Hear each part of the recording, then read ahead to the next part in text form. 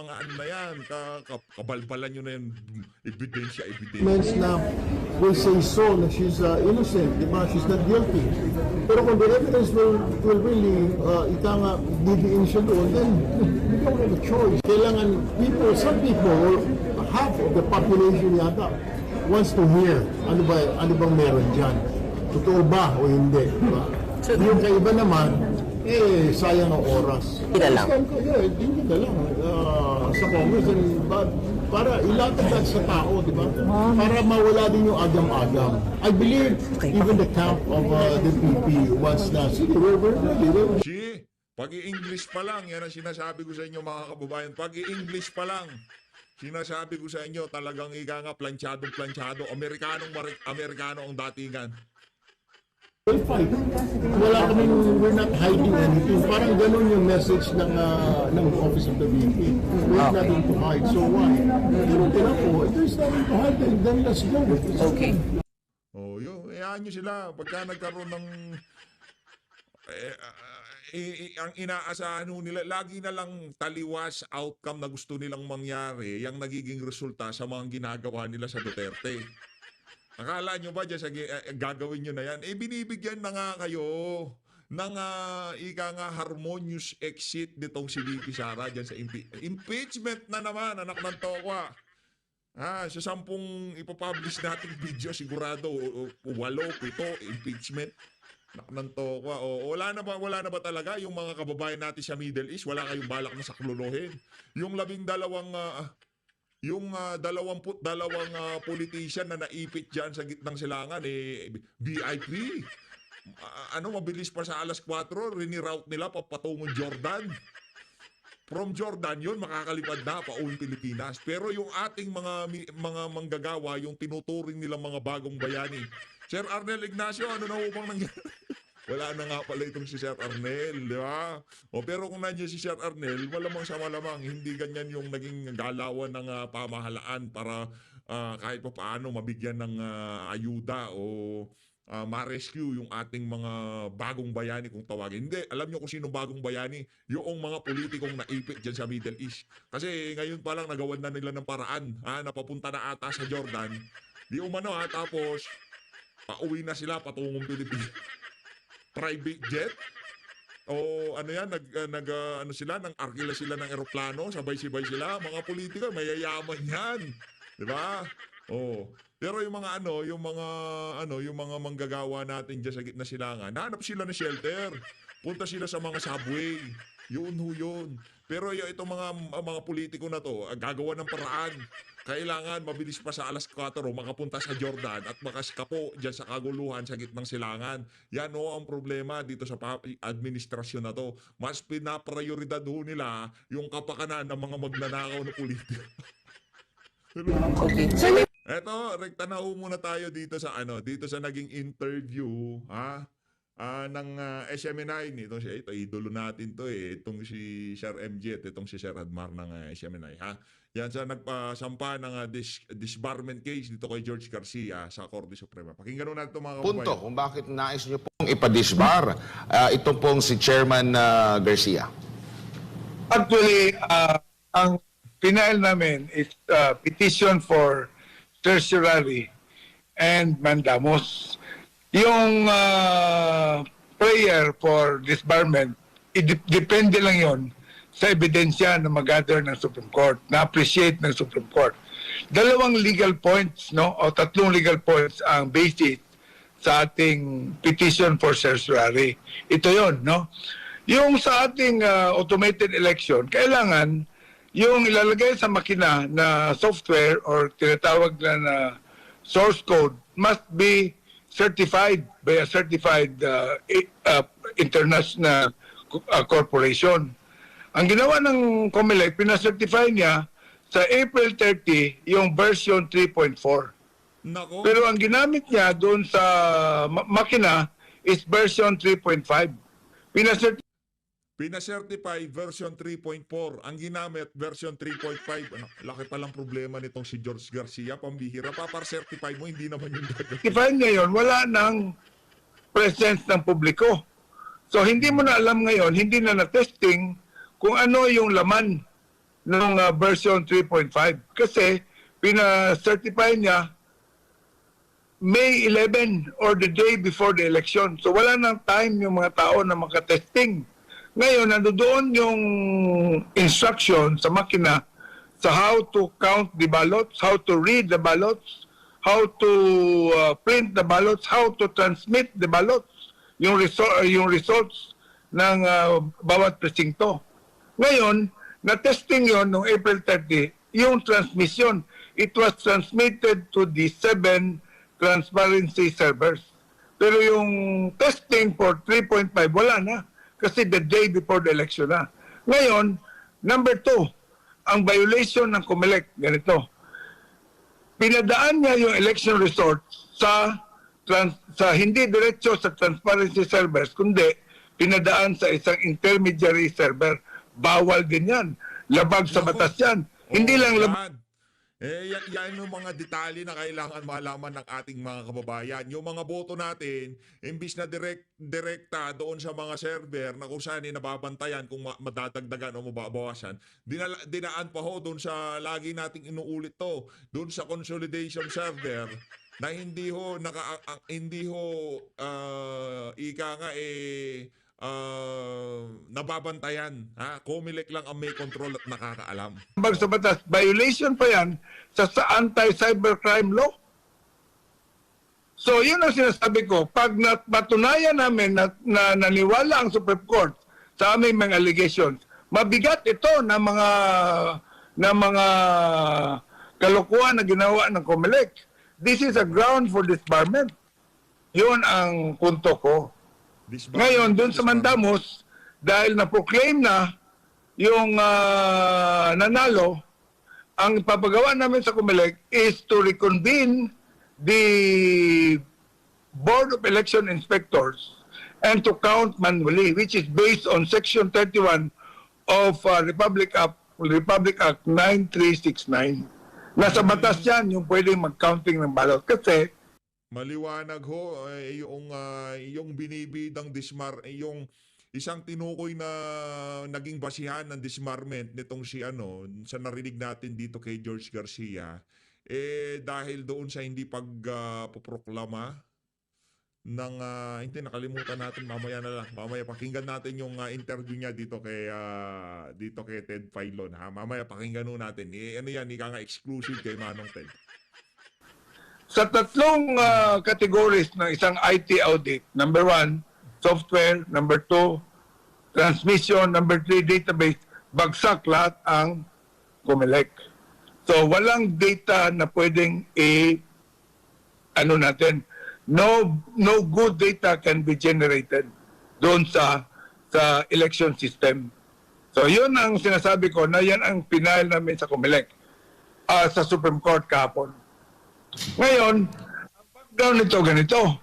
Ang background is, after the filing of the COC, pumunta ako, nag-courtesy call ako kay Chairman George. Sabi ko, Chairman, I'm a newcomer sa politika. I want to serve. I want all election laws to be followed. Ang sagot niya, o ilan ang registered voters sa inyo? Sabi ko, mga 300,000 po. Kailangan mo ng 300 million dyan. Sabi niya sa akin. Nahulog ako sa upuan ko. Nako, matindi Opo. Hello? Opo, sige, go ahead po, sir. O nahulog ako, wala. Masabi anong klase kung COMELEC chairman ito? Oh, Nagpaparinig ba siya? grabe. Wala na akong masabi na Opo. maganda. So, siper na lang yung bibig ko. Wala na akong, hindi na ako nagsalita. Hanggang nagpaalam. Attorney, hindi niyo po ba tinanong siya o nilinaw kung para saan yung 300 million? Kasi, halimbawa, pag sinasabi naman talaga ng ibang mga politiko na kung gusto mong tumakbo sa pagka-presidente, kung gusto mong tumakbo sa pagka-senador, kailangan mo ng daan-daang milyong piso, wala akong ganyang pera. Nalinaw ba or meron ba siyang sagot or nasubukan niyo bang tanong para saan yung 300 million? Kung kayo lang naman dalawa ang nag-uusap during that time ba? May witness. May witness sa kwento namin. Pagkatapos, alam mo, pag chairman ka ng COMELEC, alam mo dapat na ang batas, mayroong batas na nagsasabi, pag ikaw ay kandidato na may political party, hanggang 3 pesos ka lang per registered voter. Pag ikaw naman ay tumakbo na walang partido, 3 pesos. Or 5 pesos pala, 5 pesos. 3 pesos pag may party, pag walang party, 5 pesos. Chairman ka eh. Buti kung taga-kanto boy ka lang na hindi mo alam yung batas. Chairman ka, you're supposed to implement all election laws in the Philippines. So wala na akong nasabi, nasyak ako eh. Ngayon ganito. Po. Nalaman ko after the election, nung nalaman ko sa after the election, na pumunta si chairman sa Bohol, February 17 and 18. Hindi niya sinabi doon sa taga-COMELEC sa Bohol na nandun siya. Hindi natin alam kung sinong kausap niya. Dala-dala niya yung mga IT people.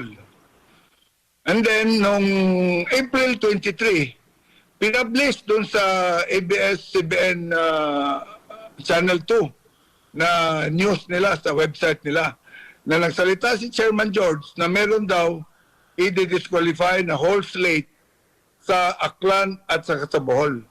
Akala ko nung nabasa ko na meron talaga investigation o meron ba nag-complain. It turns out, pagkatapos ng eleksyon, pinacheck ko sa law department, wala pala. Wala palang ganon. Bakit niya sinabi yun? Anong ibig sabihin nun? Di ba? Meron ba siyang pinaparinggan? Opo. Ngayon, late March, nag-file kasi nalaman ko rin na yung trabaho nila hindi nila ginagawa. Halimbawa, yung i-transfer yung mga election supervisors, i-reshuffle. Yung election supervisor sa Bohol, 15 years na siya nakaupo doon. So, request ko kaya ang abogado ko, request na kay Chairman George na ilipat. Ayaw ni Chairman. Dahil dapat daw may deadline, January 30. Sabi ko, hindi ba trabaho niyo yan? Kung natutulog kayo, kasalanan ko ba yan? Gawin mo yung trabaho nyo. So, hindi niya ginawa yon. So, I had to go to the Supreme Court. Ngayon, yung Supreme Court, nag-issue sa kanya ng order, April 23, na sumagot siya. Hanggang ngayon, magtutumas na lang, wala pang sagot. Ngayon, to show na hindi totoo yung sagot niya na dapat January 30, nag-reshuffle na, isang bayan dun sa Bohol, 2 weeks before the election, pinalitan niya. Nako. Ngayon, ito pa ang pinakamabigat. Ang registered voters sa buong Pilipinas, 68 million. Ang inimprenta niya na balota, 73 million. Alam natin na 80% lang ang nakakaboto. So, ibig sabihin, kung 68 million ang botante mo, kung 20% ang hindi makakaboto, meron kang over 13 million sa 68 million ang hindi makakaboto. 13 million plus. Ang ginawa pa niya, nagprinta pa siya ng additional 5 million. Yun na yun, yung dahilan kung bakit maraming instances sa umaga pa lang, nagja-jam na yung mga computer. Bakit? May laman na eh. Pinasukan na eh. Oh. Opo. Bigat itong mga aligasyon na ito, ha? Pilipinas.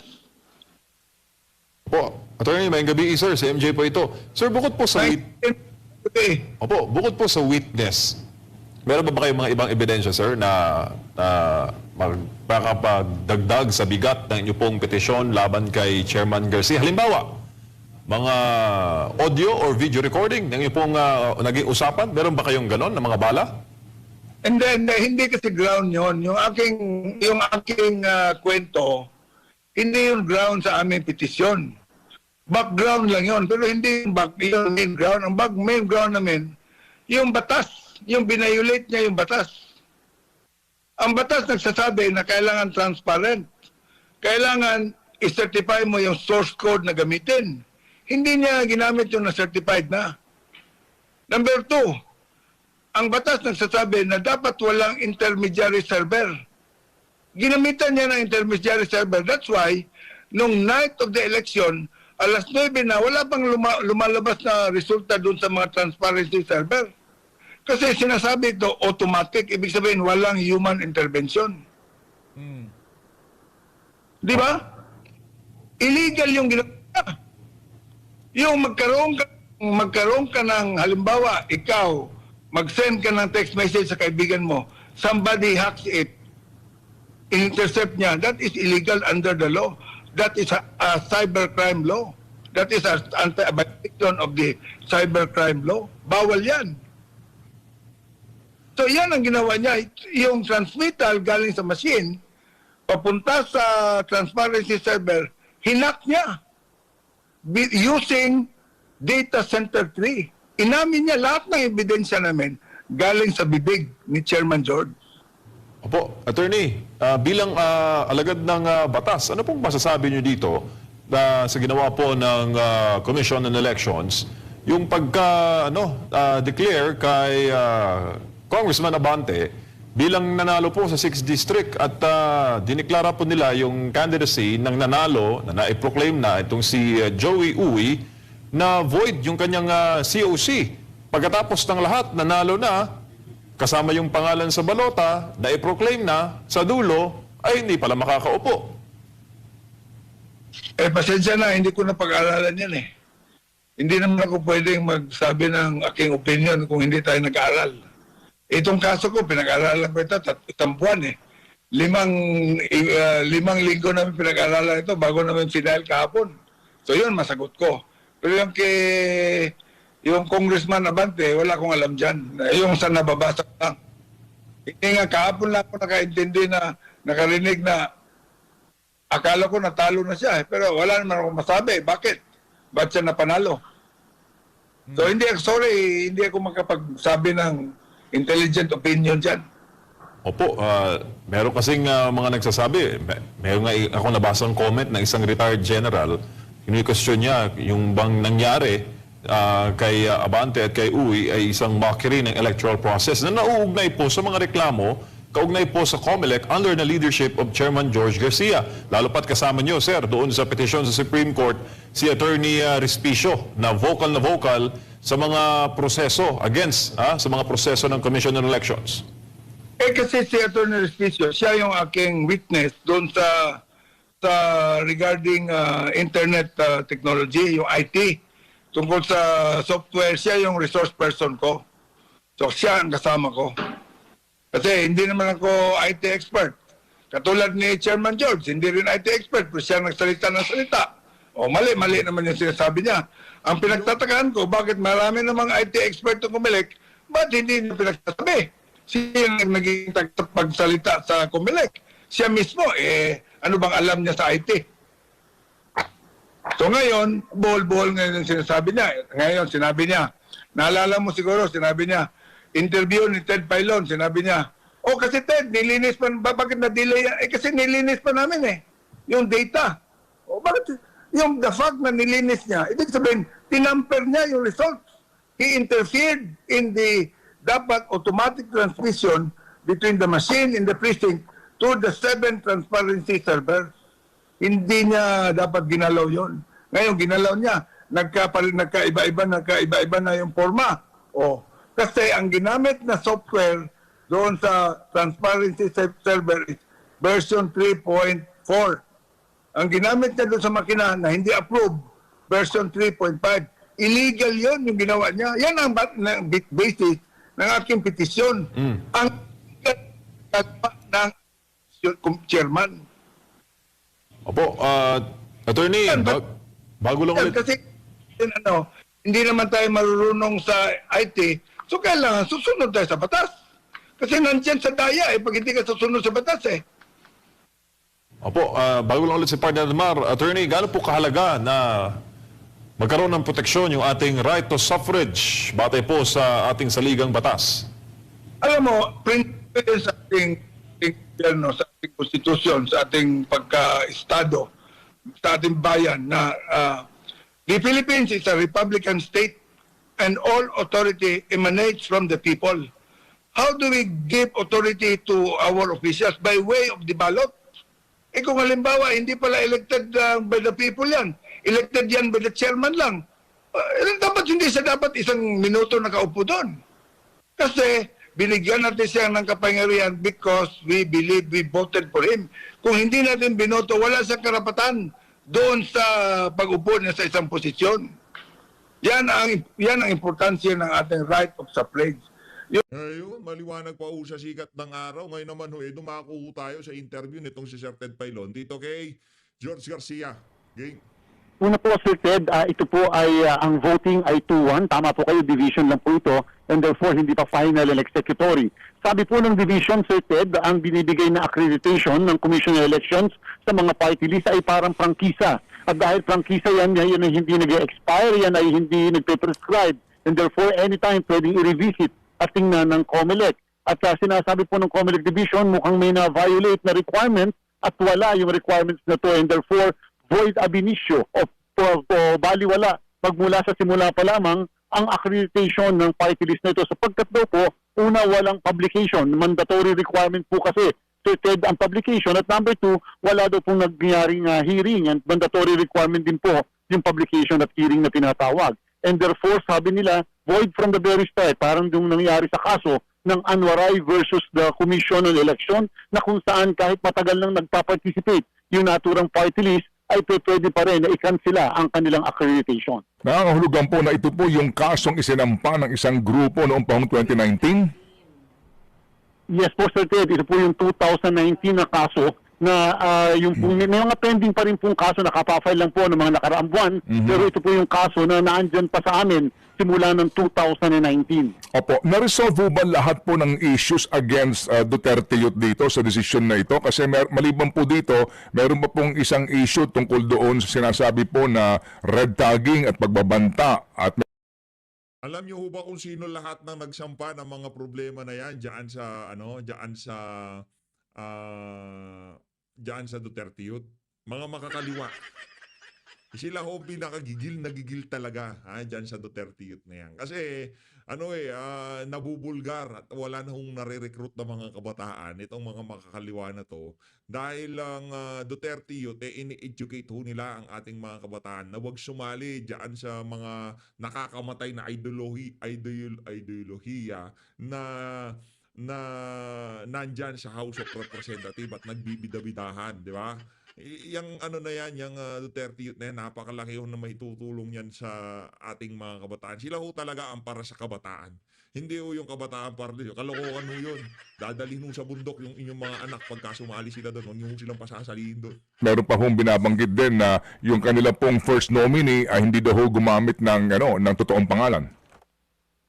Yung pong red tagging na issue, separate na kaso pong na-file yan at yan po yung na-file bago mag-eleksyon itong 2025 at yan po kasalukuyan ng nag-undergo ng usual legal process. Yun naman po sa paggamit allegedly ng maling pangalan sapagkat hindi yun ang tunay na pangalan na dapat na ginagamit yung family name. Yan po ay nagko-conduct na ng investigasyon ng aming pong law department and therefore wala pa pong formal na kaso patungkol sa tinatawag na misrepresentation. Ang COMELEC po dito ay nagmomoto proprio doon sa bagay na yan ng issue ng misrepresentation. Okay, sige po. So kanin nyo, ito po second division. Ito ho ba ay subject pa for motion, for reconsideration, or maari pang i-apila ang bank o saan po ang kanilang tungo maging Supreme Court na baho kaagad ito? Paano po? Tama po kayo, Sir Ted. Ang decision po ng isang division ng COMELEC ay pwede pang mapailan ng motion for reconsideration sa Commission and Bank sa kabuuan ng mga membro ng komisyon at yan po ay maaaring gawin ng isang partido na hindi pinahalad sa division 5 araw pagkatapos nilang matanggap yung desisyon. Kung hindi po ito makakapag-file ng motion for reconsideration, ang decision po, Sir Ted, ay magiging final and executory at maipapatupad. Pag nagkaroon naman po ng desisyon ng COMELEC and Bank, ay 5 araw pagkatapos ng desisyon ng COMELEC and Bank, ang desisyon po ay magiging executory din. Maliban na lamang kung may makukuhang restraining order mula sa mataas na hukuman. Okay, nangangahulugan din po dahil hindi pa po ito pinal, wala pa pong galawan doon po sa mga party list groups na naghahangad na sila po ang pumalit sa slot nito na iiwan po kung sakasakali man po ng Duterte Youth. Tama po kayo, Sir Ted, at hindi pa rin po namin pinag-uusapan kung yan ba'y makakabenepisyo sa mga nasa taas o yan ay dapat makabenepisyo sa mga nasa baba pagkatapos ng panghuli na naproklama ng Commission on Election. Opo, liwanagin lang po namin, hindi kayo kasama po dito sa butuhan na ito, Chairman. Opo, sa NBank po ay ngayon pa lamang sinasabi natin. Hindi kasama sa botohan, pero isa ho siya sa mga, kumbaga, bias ho dito sa mga ganitong klaseng issue. Dito kay Cardema, dito sa mga candidate na kilalang nakalinya sa mga Duterte. Bias ho sa mga yan. Mantakin nyo yan itong si Joey Uy. Naglingkod na bilang konsihal. Tapos biglang kakalkalin yung citizenship, nationality niya. Yun yung naging basihan ng pagkakadiskwalipika niya. Anong klaseng kabalbalan yun? Diba? Ang tagal mo, naglingkod ka na lahat-lahat. Kung hindi mo pa makakalaban yang si Benny Abante, hindi ka madidiskwalipika. Hindi po tayo kasama sa magiging botohan ng Commission NBank. And therefore, tingnan po natin kung ano ang magiging disposisyon ng Commission NBank pagdating po sa NBank. At again, 2-1 ang naging voting po dyan. At ang katotohanan dyan, yung una ay nagkaroon kasi ng tinatawag na re-raffle sa kaso na yan, Sir Ted. Okay, sige po. So, may tanong na po si Chacha sa ibang aspeto. Yes po, Chairman. Comelec 2nd Division din po ang nagdesisyon sa pagdeklarang void ng COC. Nito pong nakalaban ni Congressman Benny Abante Jr. na si Luis Joey Chua. Ano naman po ang naging batayan po ng Comelec 2nd Division sa desisyong ito? Opo, Ma'am DJ, at Sir Ted, na-inform din po ako kahapon ng hapon patungkol doon sa kasong yan. Ang issue naman daw po ay patungkol sa issue ng citizenship. Alam niyo po kasi kapag ang pinag-uusapan ay citizenship ng isang tao, number 1, yun ay continuing qualification. Number 2, kahit ikaw ay nakatakbo na, anytime pwedeng ma-raise ang issue ng citizenship sapagkat ang citizenship po ay tinatawag na walang res judicata o pwede itong i-question anytime kahit pa nga na-settle na ng isang korte hanggat walang pinal na desisyon ng Korte Suprema na may partisipasyon ng Solicitor General, pwede po mangyari po yan. So yan po ang naging basihan ng division ng komisyon sa pagdedeklara na cancelled ang candidacy ng naturang respondent o kandidato. Oo, kapareho. Yun, pambihira talaga, oo, di ba? O yan, ayun na ho mga kababayan ang naging dahilan kung bakit na-disqualify itong si Congressman Joey Uy at ilinagay sa pwesto, ang si Benny Abante, di ba? Ano na ho yan, kumbaga nanonostra na yan. Kaya yung mga ibang natalo dyan, naku, ano kayo dyan, bantay kayo ha, bantay kayo. Baka yung mga kalaban nyo, sila na yung susunod na i-disqualify itong si George Garcia. Budulan itong mga nangyayaring yung mga panahon na to. Budulan ho talaga. No, masyado ho kayo nagpapahalata, Chairman George. Masyado ho kayong nakikitahan ng bias sa mga issue na to. Bigyan nyo naman ng katiting na dignidad ang Comelec sa mga isyong tinatalakay nyo. Masyado kayong porket isa sa mga kinampanya ni Vicky Sara. Nakananto ka. Nag-kinwestiyon ang citizenship dahil si Abante ang nag-question. Binigyan kagad ng kasagutan. Linabasan kagad ng verdict ng Comelec, yung na yan. Pwede po bang mag-motion yan nitong si Congressman Joey Uy na mag-motion for reconsideration? Pwede pa ba yun? Di na ata, di ba? Diniklara na itong si Benny Abante. Ano lang ho mga kababayan, sayang lang, no? Sayang lang. Dahil unti-unti hong nakukumpleto na naman yung mga merong saltik na congressman dyan sa House of Representatives. Unti-unti na namang nakukumpleto yung mga aso nitong si Tamba na kung saan wala akong gagawin dyan kundi magpakaaso at banatan yung mga taga-suporta nitong si dating Pangulong Rodrigo Duterte. Kumbaga trabaho nila dyan makiisa sa pagbira dito sa kay VP Sara, magpakasangkapan kay Tamba, sumausaw dyan sa impeachment na yan. Yan talaga ang magiging trabaho ng mga congressman na yan. Ano ba ginawa nitong si Benny Abante sa loob ng 3 taon? Maliban doon sa pagkukups niya diyan sa mga hearing sa House of Representatives. Maliban doon.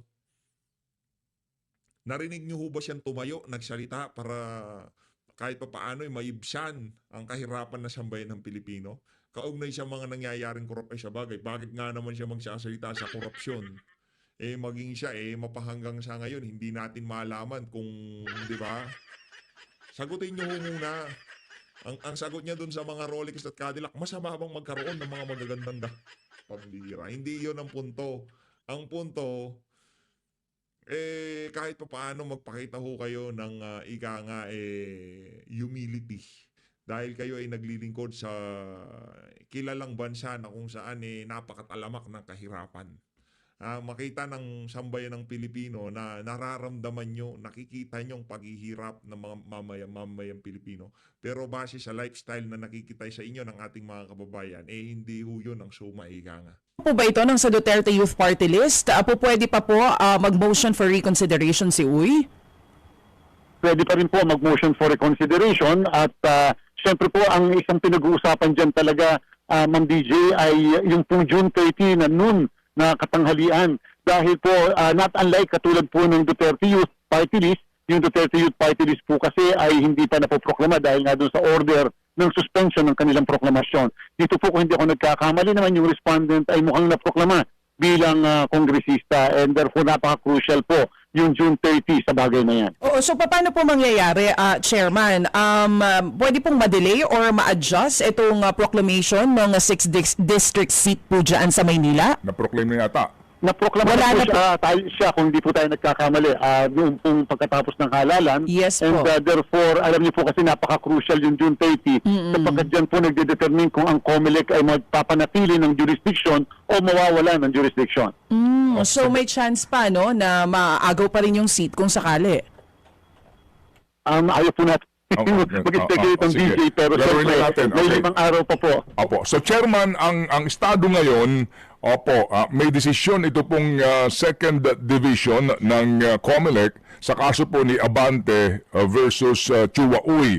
Okay, ngayon ang sinasabi po niya naproklama ito ng COMELEC and then ang assumption nito ay June 30 ng katanghalian. So ano po magiging estado ngayon ng upuan sa distrito? Kapag po kasi dumating sa June 30 at merong naproklama na isang kongresista, sabi po ng Reyes versus COMELEC na kaso, nawawala ng jurisdiction ng Commission on Elections at ang jurisdiction ay napupunta na sa House of Representatives Electoral Tribunal bilang sole judge of all contests patungkol sa House of Representatives. So mas medyo ngayon po naman, Sir Ted, ay 19 pa lamang ng Hunyo and therefore tingnan po natin yung mangyayari kung ano po ang gagawin ng partido dito sa kasong ito matapos makatanggap ng desisyon kahapon. So hindi pa ho pwedeng makapanumpa bilang duly elected representative po ng Manila 6th District si Ginoong Abante? Hindi pa po sa kasalukuyan dahil yung pong desisyon naman ng COMELEC din, Sir Ted, ay subject pa sa motion for reconsideration. Base